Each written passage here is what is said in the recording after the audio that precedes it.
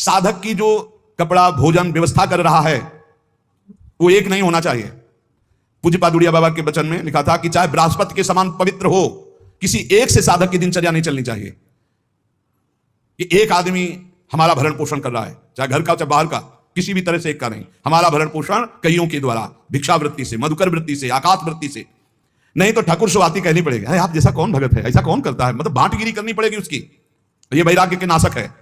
प्रापंचिक लोगों के घेरे में बैठना, प्रापंचिक लोगों के दान देने पर उनकी भांटगिरी करना, बड़ाई करना, अपना बड़प्पन मान लेना। देखो ये अज्ञान की वृत्तियां, बड़ी सावधानी से सुनो।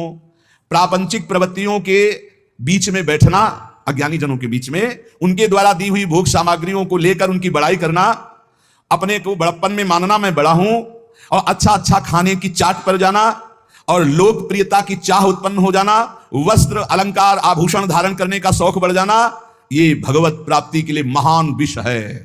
महान विष अर्थात मार दिया, अपने आप को मार दिया। चले थे भगवत प्राप्ति के लिए, मार दिया।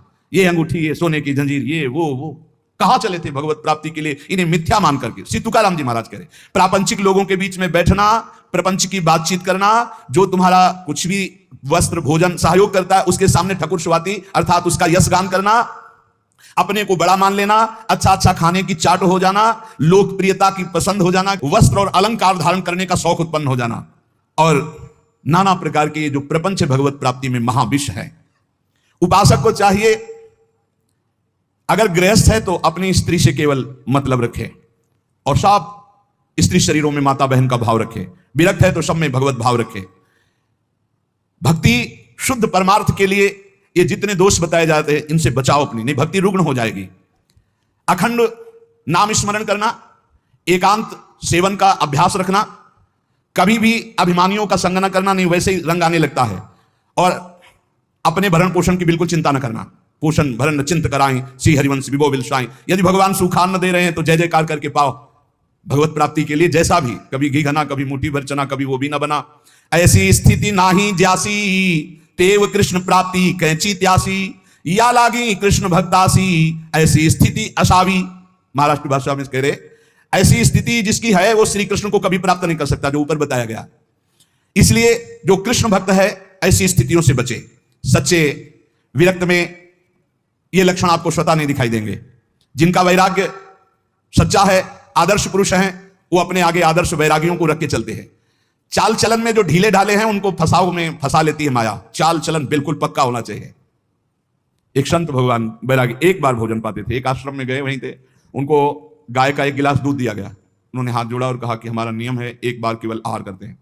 तो स्वामी जी दूध से क्या होगा, हमारा नियम है एक बार आहार, शुद्ध गाय का दूध, इसमें ऐसी डांट लगाई कि नजदीक नहीं हो। वही उधर भरण पोषण, वही शरीर की पुष्टता, वही खान पान की बात, कोई ब्रह्म चर्चा की। जब एक बार कह दिया कि एक बार आहार शरीर में डालते, ये क्या विषय पुरुषों के जैसा बार बार दूध ले लो दूध ले लो, डांट दे। एक खीर दोबारा एक चम्मच परोस दी तो प्रहार कर दिया, थप्पड़ मार दिया। भक्तमाल जी में आता नहीं, साधु अपनी निष्ठा अपना, उसमें प्रियता नहीं, शरीर भोग के लिए प्रियता नहीं। जिनका लुजलुजा स्वभाव होता है, जिनकी चलन चाल ढील होती है, उसको माया फंसा लेती है। इसलिए बैरागी कैसा बैरागी होना चाहिए, नारियल के फल जैसा, अंदर एकदम मलाई जैसी कच्ची करी, ऊपर देखो झूठ कठोर खपर, बस ऐसा ऊपर से ऐसा झाकर नजर आना चाहिए कि भैया नजदीक, और अंदर माला माल, अंदर एकदम हृदय कोमल। श्री तुकाराम जी कहते हैं जिसका ज्वलंत वैराग्य होगा वही अंतरंग में घुसे हुए चोरों को पकड़ पकड़ कर सावधानी पूर्वक बाहर फेंकेगा, और जिसका चित्त शुद्ध हो गया तो पांडुरंगा उसके चित्त में ही प्रकाशित हो जाता है।